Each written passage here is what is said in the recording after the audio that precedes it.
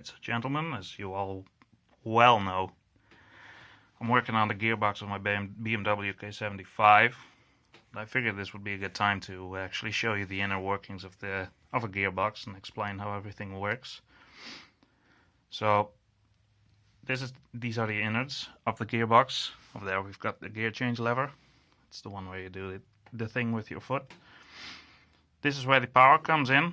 It's called the input shaft. This here is called selector cam or selector drum, if I'm not mistaken. And in this selector drum, as you can see, there's keyways in which these fit perfectly. So when you twist this drum, it actually forces one of these selector forks to either go upward or downward, which in turn engages or disengages a gear. So let me try to demonstrate it. It's a little bit hard to do because I've got only one hand, other hand is filming, obviously. But let me try to demonstrate here. So, pushing the lever.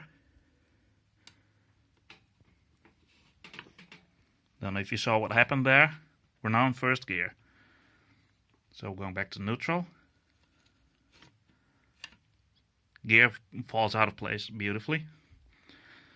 Go to second gear.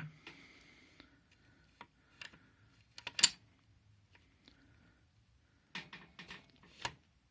can see the gear dropping there. And I believe I've also preparated it for the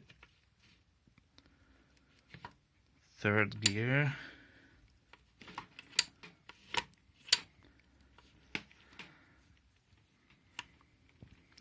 It's actually quite interesting.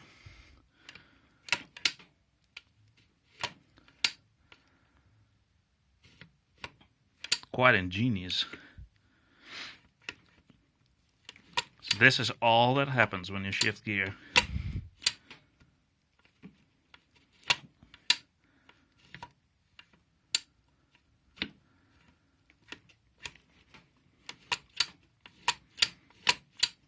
And now it's in neutral again.